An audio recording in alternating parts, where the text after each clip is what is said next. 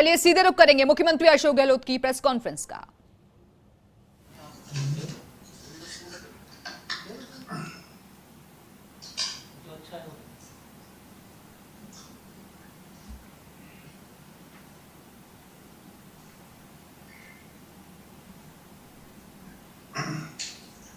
नमस्कार, आवाज आ रही है? जी आ रही है। आवाज आ रही है क्या? आ रही है सर। हाँ ओके। आ रही है आवाज। Okay okay okay good. आज जो है अभी हमारे सारे चीफ मिनिस्टर कांग्रेस के इसी वक्त में प्रेस से बात कर रहा हूँ, ये फैसला हुआ। और मुझे आपसे बात करनी चाइना के बारे में, जो कुछ भी हो रहा है देश के बॉर्डर पर उसके बारे में। आप जैसा आप सबको मालूम है कि 14 के अंदर सरकार बनी थी एनडीए की। आप अपने माइक बंद कर दीजिए और टेलीफोन में बात नहीं करें, आवाज यहाँ तक आ रही है। 14 के अंदर जब सरकार बनी थी मोदी जी की पहली बार, तब आपको मालूम है कि उन्होंने शुरुआत करी थी पड़ोसी राज्यों के, पड़ोसी देशों के हेतु बनाया था। पड़ोसी राज्यों के, पड़ोसी देशों के हेतु बनाया था। एक अच्छी शुरुआत हुई थी कि ये चाहते हैं कि साउथ एशिया में जो कंट्रीज है उनके राष्ट्रपति प्रधानमंत्री आए, पाकिस्तान सहित। एक शुरुआत हुई। और क्या कारण रहा कि अभी इतने कम अरसे के अंदर आज तमाम पड़ोसी मुल्क के जो मिजाज है वो हमारे खिलाफ हो गए। क्या पाकिस्तान तो है ही पहले से ही, जहाँ पर मोदी जी गए थे वहाँ पर अचानक ही बिना इतला के किस लिए गए थे आपको मालूम है। श्रीलंका में, नेपाल जो हिंदू राष्ट्र कहलाता था आज वो पूरी तरह चाइना के प्रभाव में है और आज वो हमारी ज़मीन पे वो भी कब्जा कर रहा है। तो इस प्रकार से जो पड़ोसी मुल्क के जो सोच थी, ऐसा क्या हुआ कि मोदी जी ने दौरे भी किए, पाकिस्तान के भी किए और नेपाल के भी किए। अपनी लोकप्रियता को सबके सामने रखा, दिखाया और थी सामने भी आ रही थी। तो क्या कारण है आज सब मुल्क हमारे खिलाफ हो गए। और चाइना की इख्तियार तो आपको मालूम है कि शुरू से ही, जब से हम आज़ाद हुए हैं 62 से ही, वो जिस शुरू में 62 की वार हुई थी उसके बाद में लंबी हिस्ट्री है। चाहे वो 67 में लड़ाई हुई हो, चाहे जब कभी पाकिस्तान के साथ लड़ाई हुई 65 की या 71 की, तब भी पाकिस्तान का साथ दिया चाइना ने। पर आज ये समझ के परे है कि प्रधानमंत्री जी जो जिस प्रकार से रिश्ते रखे चाइना के साथ में, जब वो मुख्यमंत्री थे तब भी 4 बार गए चाइना, प्रधानमंत्री थे तो 5 बार गए। और वैसे उनकी मुलाकात 18 बार हुई है चाइना के प्रीमियर के साथ में, एजेंट के साथ में। और झूला भी झूले थे, आपको याद है अहमदाबाद के अंदर झूला जोड़े थे, तब भी वहाँ झड़पें चल रही थी बॉर्डर पर। तब नरेंद्र मोदी जी को समझ आना चाहिए था कि मैं इनको झूले झुलवा रहा हूँ यहाँ पर अहमदाबाद में और वहाँ झड़पें हो रही है, तो इनकी मंशा क्या है। वो मंशा समझ नहीं पाए, बार बार जाते रहे चाइना। और आज जो कुछ भी बॉर्डर पे हुआ है वो क्या कारण हो सकता है, उसको बताना चाहिए प्रधानमंत्री जी को, देश को। और जिस रूप में विपक्षी पार्टी की मीटिंग के दौरान उन्होंने कह दिया कि चाइना हमारी ज़मीन पे आया ही नहीं है, ना हमारी कोई चौकी पे कब्जा है, वो उन्होंने ब्लंडर किया है। और पूरे चाइना के अंदर देश के पहले प्रधानमंत्री हैं मोदी जी, जिनके वक्तव्य का स्वागत हुआ है। वहाँ की मीडिया ने भी, मैंने चाइना बात करी, वहाँ पर मालूम पड़ा गया कि मीडिया में प्रधानमंत्री जी के वक्तव्य का स्वागत हो रहा है। वहाँ की सरकार स्वागत कर रही है, क्योंकि जो चाइना चाहता था उसका सर्टिफिकेट हमारे देश के प्रधानमंत्री जी ने जाने अनजाने में दे दिया, जिसकी जरूरत नहीं थी। इसलिए कांग्रेस मांग करती है कि प्रधानमंत्री जी को अभी भी स्थिति स्पष्ट करनी चाहिए, अपने उस बयान को वापस विड्रॉ करना चाहिए।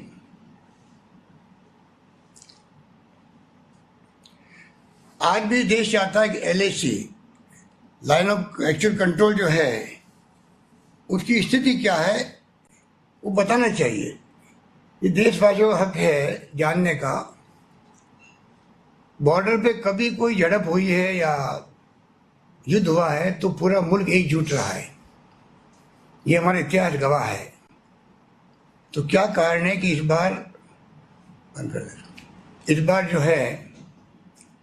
बार जिस रूप में स्थिति बनी है, इतने दिन होने के बावजूद भी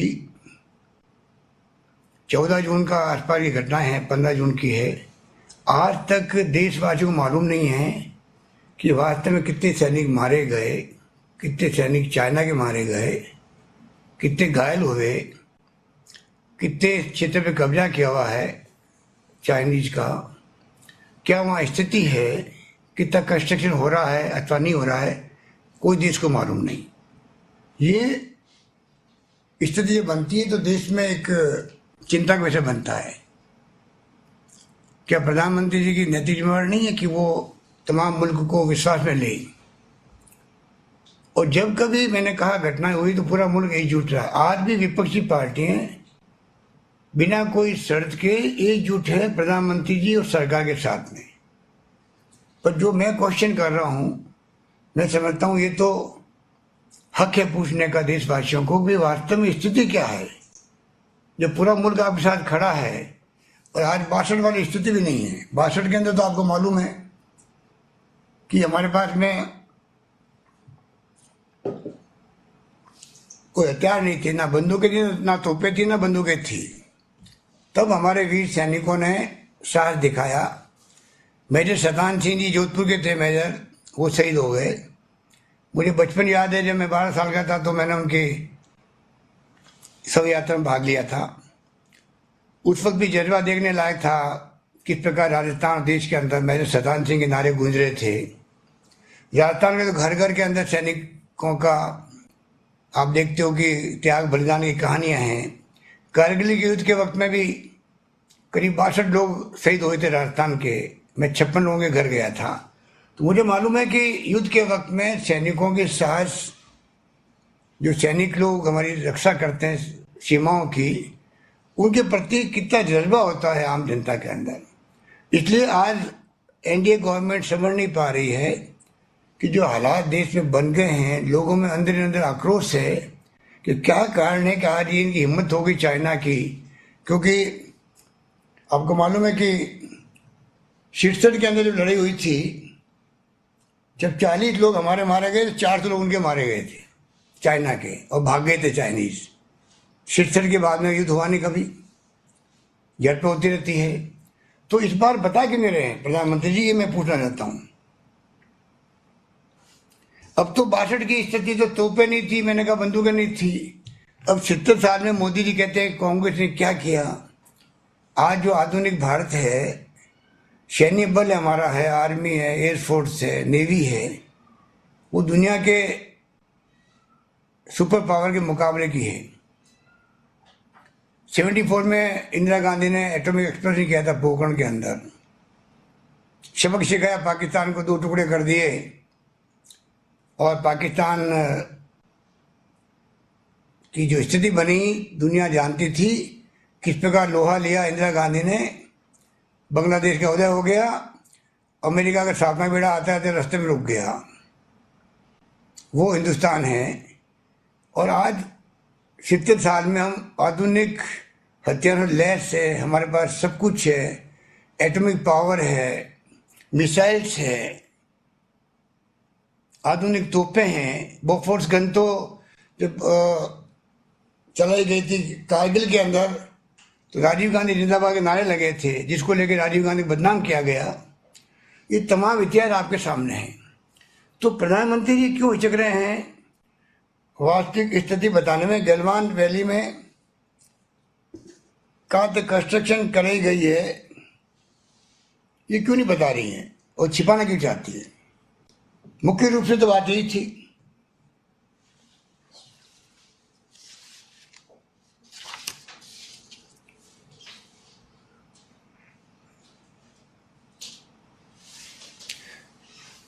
घटनाएं होती रहती है। डोकलाम में पहले 17 में हुआ था, आपको मालूम है। देवसंग में एक वैली है, वहां पे भी 2013 के अंदर यूपीए गवर्नमेंट थी तो उस वक्त भी भगाया चाइनीज को। चूमर में 14 को जब मोदी जी जीपिंग के साथ में अहमदाबाद में, मैंने कहा, झूला जोड़े थे, तब वहां पर हाथापाई हो रही थी। तो ये घटनाएं बताती है कि दबाव में है प्रधानमंत्री जी, और अमित शाह जी क्यों नहीं देश को बता पा रहे हैं, ये समझ के परे हैं।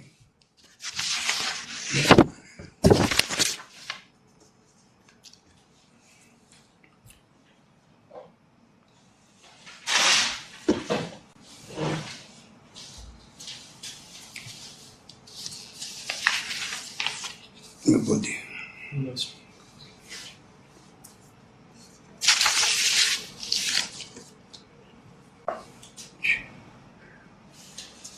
आज हमारी इकोनॉमी बहुत बुरे हालात में है, और मैं समझता हूं कि क्या सोच के चाइना ने ये हरकत की है, इसका विश्लेषण होना चाहिए केंद्रीय सरकार में, पीएमओ के अंदर, विदेश मंत्रालय के अंदर, कि बिना कारण के इतनी बड़ी घटनाएं क्यों हो गई।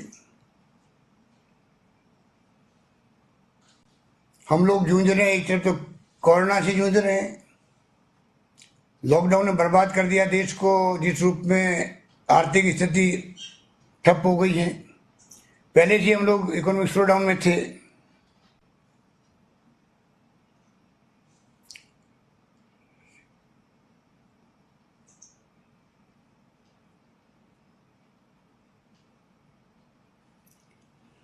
Thank you.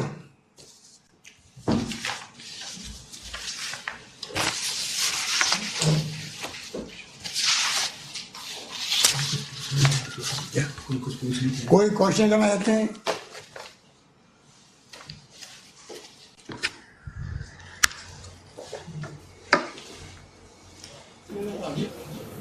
हाँ सुशांत जी पूछिए। सर नमस्कार। नमस्कार। सर आपने एक सवाल उठाया कि जो वर्तमान में हालात हैं, कोरोना का दौर चल रहा है, उसके बावजूद ये परिस्थितियां बनी, तो क्या आपको लगता है कि क्या जमीन की लड़ाई है या कुछ व्यापारिक एंगल भी चाइना के साथ जो संबंध बिगड़े हैं उसमें आपको नजर आता है? सर इस समझ के परे हैं, क्योंकि भारतीय जनता पार्टी जितने अध्यक्ष बने हैं उनके रिश्ते अच्छे रहे चाइना के साथ में, और इसलिए मोदी जी भी जब मुख्यमंत्री से जाते रहे चाइना बराबर, और प्रधानमंत्री रूप में गए हैं। और वैसे प्रधानमंत्री बनने के बाद में 18 बार मुलाकातें हुई, दुनिया भर के मुल्कों में जाते हैं तो चाइनीज के साथ में अवश्य वार्ता होती है। तो इस समझ के परे अच्छे रिश्ते होने के बावजूद भी अचानक ये क्या हुआ, इसलिए हम बार बार कहते हैं उनको बताना चाहिए देश को। इतना बड़ा मार्केट मिला हुआ है हिंदुस्तान में चाइना को, उसके बाद में भी हरकत की गई है, तो क्यों की गई है? नरेश जी पूछिए आप अपना सवाल। हाँ सर नमस्कार, मैं नरेश हूँ फर्स्ट इंडिया न्यूज से। नमस्कार भाई। मेरा सवाल ये है कि प्रधानमंत्री चीन मुद्दे पे कुछ बोल रहे हैं और रक्षा मंत्री कुछ अलग बोल रहे हैं, तो आपको लगता है कि दोनों में ही जो समन्वय की कई कमी है और बयान एक जैसे सरकार की तरफ से नहीं आ रहा है? देखिए, ये क्या है कि इनको हिस्ट्री देखनी चाहिए कि जब यूपीए गवर्नमेंट थी या यूपीए की पहले कांग्रेस सरकारें थी, तब आप बताइए कि किस पे का। मैंने कहा 67 में 40 लोग हमारे मारे गए, 400 ने उनको मारे, चाइनीज को मारे थे हमारी फौजों ने। तिब्बत को मिला लिया, तिब्बत के दलाई लामा को और सबको मतलब शरण दी हिंदुस्तान के अंदर, परवाह नहीं करी चाइना की कभी भी। सिक्किम को इंदिरा गांधी ने देश से मिला लिया, चाइना की परवाह नहीं करी। ये तो हम लोग देखते हुए आते हैं। तो हमेशा हिंदुस्तान के लोगों ने 62 के युद्ध में जो कुछ हुआ, क्योंकि हम नए नए आज़ाद हुए थे, मुल्क हमारा, कोई हथियार नहीं थे, कोई साधन नहीं थे, तब भी लड़े हम लोगों ने। उसके बाद में तो हमने हमेशा छक्के छुड़ाए हैं। आज तो हम सब कुछ आधुनिक हथियारों में लैस है। तो क्या कारण है कि इतने दबे हुए हैं सरकार के लोग कि अमित शाह जी तो खैर, राहुल गांधी जी बोलते हैं तो उनको तो बोलना ही पड़ता है, उनका तो काम मालूम है आपको। उनको तो मैंने पहले भी कहा आपको, उनको तो चिंता सताती है कि मैं कब किस सरकार को गिराऊं, किस प्रकार गिराऊं। तो उदयपुर में लगे रहते हैं वो, या राहुल गांधी कुछ बोल जाते हैं तो उनको जवाब कैसे दे रहे हैं। इसलिए हो सकता है कि उनका सामने में नहीं बैठ रहा होगा। पर मेरा मानना है कि स्थिति बड़ी विकट है और देश बार बार पूछ रहा है, दुनिया जानना चाहती है, दुनिया के मुल्क को आश्चर्य हो रहा है कि प्रधानमंत्री जी ने आज तक चीन शब्द को उपयोग क्यों नहीं किया। अपने वक्तव्य में चीन शब्द का उपयोग नहीं करते हैं, ये क्यों? और इतना अच्छा इनके समझ रहे हैं, उसके बाद में क्या क्या कारण है कि स्थिति बनी। आज भी वो बैठे हुए हमारे सिर पर वहां पर, और उन्होंने कह दिया कि हमारी जमीन पर आए नहीं, हमारी चौकी का कब्जा नहीं किए। ये क्यों कह दिया गया? मीडिया में जो खबरें आ रही है वो बहुत ही चौंकाने वाली है।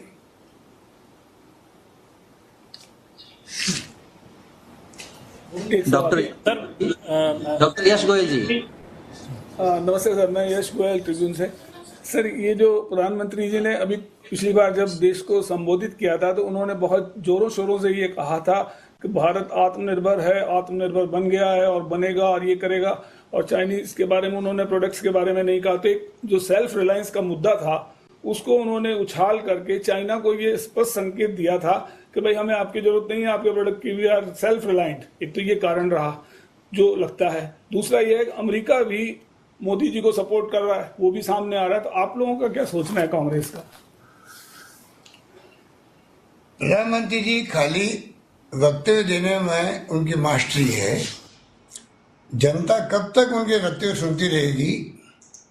हकीकत और है, वक्तव्य और होते हैं। अच्छा वक्ता अलग बात है होना, और देश को आप किस प्रकार गवर्न कर रहे हैं, किस प्रकार सीमाओं की रक्षा कर रहे हैं, किस प्रकार इंटरनेट सिक्योरिटी को मजबूत कर रहे हैं, किस प्रकार इकोनॉमी को आप अच्छी दिशा में ले जा रहे हैं, मजबूती की तरफ ले जा रहे हैं या कमजोर कर रहे हैं, किस प्रकार कोविड का मुकाबला कर रहे हैं, ये भी तो जनता देखना चाहती है और देख रही है। अमेरिका ने दोस्ती की, पूरे विश्व के अंदर सब जगह दोस्ती करके आए प्रधानमंत्री जी। आज क्या हो गया? उनकी पोल खुल रही है। अमेरिका क्या कर रहा है आपके साथ में, दिसंबर में क्या करेगा सबको मालूम है। इसलिए मैं समझता हूं कि जो हालात हैं बहुत गंभीर हैं और उसको गंभीरता लेना चाहिए, और विपक्षी पार्टी को दोष नहीं देना चाहिए कि देखिए ऐसे वक्त में भी सरकार का साथ नहीं दे। सरकार का साथ दे रही है, पॉलिटिकल पार्टी हैं, पर क्या पॉलिटिकल पार्टी का धर्म नहीं है कि जनता की भावनाओं को रिप्रेजेंट करे? वो जनता की भावनाओं को रिप्रेजेंट करना ही विपक्ष का मूल भावना होती है, मूल काम होता है।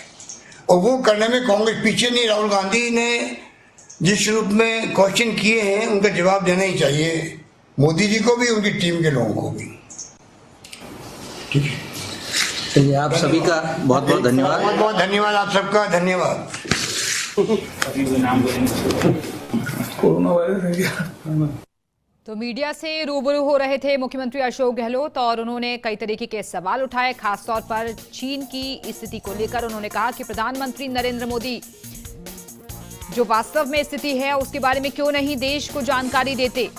आज देश की सीमाएं सुरक्षित नहीं हैं, अर्थव्यवस्था गर्त में चली गई है।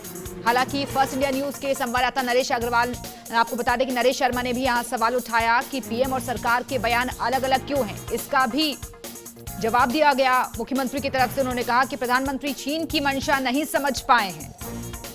आज देश की सीमाएं सुरक्षित नहीं है, तो केंद्र सरकार पर तमाम तरीके के आरोप लगाए गए हैं मुख्यमंत्री की तरफ से।